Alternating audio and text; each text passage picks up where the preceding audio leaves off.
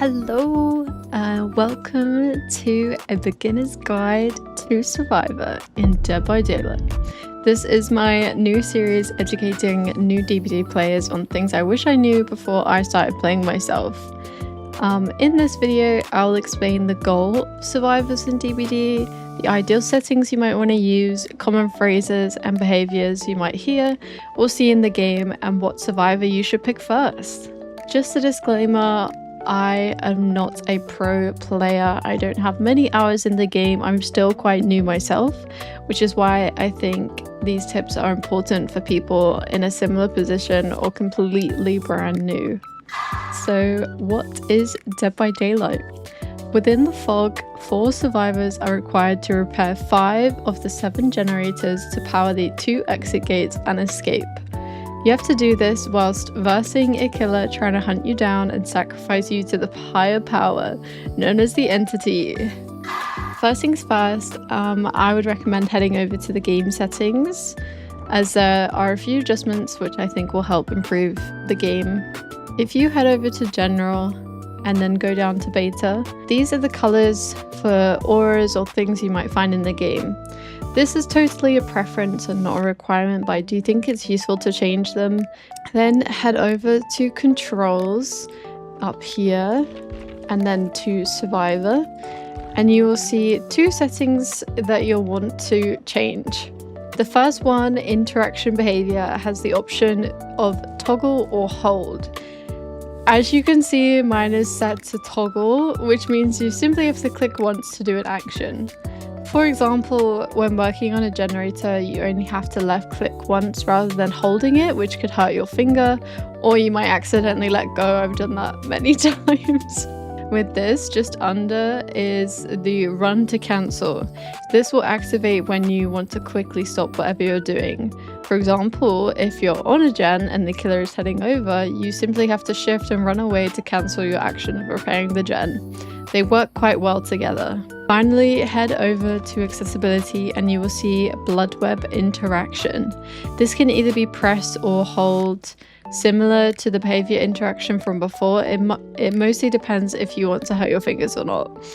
I would recommend having press rather than hold.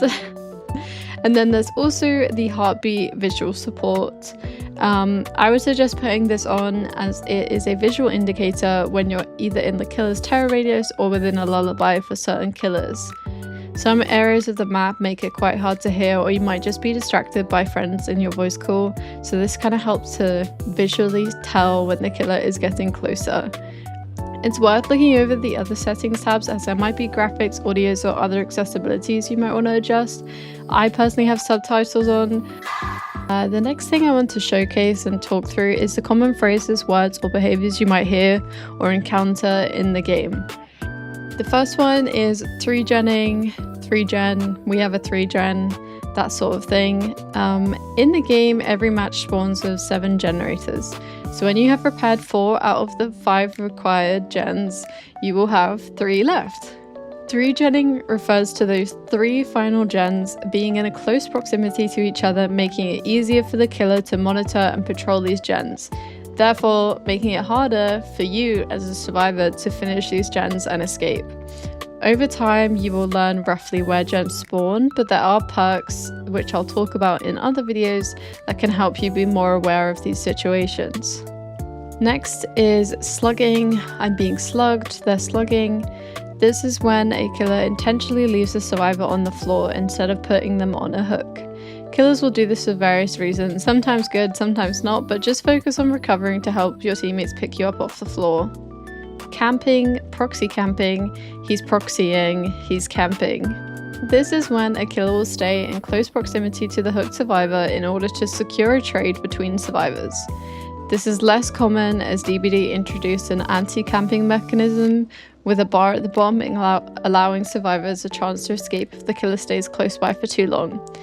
It does still happen, and a lot of killers have found ways around this, so just to be aware. Gen rushing, we're gen rushing, gen rush the killer. This typically refers to survivors doing gens quote-unquote fast. This would be due to perks, items, or add-ons they have brought to focus more towards gens. Looping, I'm gonna loop the killer. This refers to being in chase with the killer and using pallets or windows to create a loop aiming for a long chase with the killer. Tunneling, I'm being tunneled, they're tunneling me. Tunneling is when the killer intentionally targets the most recent unhooked survivor. I definitely encountered this a lot as a new player since it's logical for the killer to chase an already injured survivor, which seems very frustrating and uncounterable, so it's important for you to just try your best regardless and always be prepared with possible loops in your surroundings. Farming, we're farming, the killer wants to farm.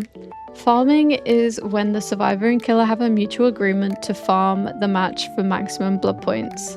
I'll explain blood points and match rewards in a later video, but these games are typically non-hostile. Now let's get to the actual features of the game. After selecting survivor, you'll have these icons on the side. This first one is your character. As you can see, there's lots of characters available in the game. You won't have all of these unlocked, you will just have the base survivors. Dwight, Meg, Claude, Jake, Nia, Bill, and David. As a new player, this is probably the only time it actually matters who you pick, as later on you'll unlock all the characters and their perks available. Each survivor has their own 3 unique perks. As you can see with Dwight, here are his 3 perks, which are what you want to pay attention to for now. I would recommend picking between Dwight or Meg as your first survivor to play, until you level up and unlock their perks later down the line. This is personal preference, as I think these 2 have the best perks for new survivors. This may sound really confusing for now, but I will explain things in further videos, and how to earn more perks and different survivors. Out of the options, unless you wish to be suffering, do not pick David. He may look cool, but one of his perks makes him permanently injured, essentially putting you in a very disadvantaged position. You can obviously test his perks out when you feel more confident, but for now, steer clear of this man. Overall, who you pick now doesn't particularly matter. You can change this later on when you unlock more things. The other tabs allow you to change cosmetics, and then also read a bit more about the character themselves and their perks. It's worth giving these pages a little scan through just to see if anything interests you. Hopefully this video has been useful and given you a few tips and tricks about DBD. In the next video, I'll be covering what the blood web is and the in-game currency available in the game.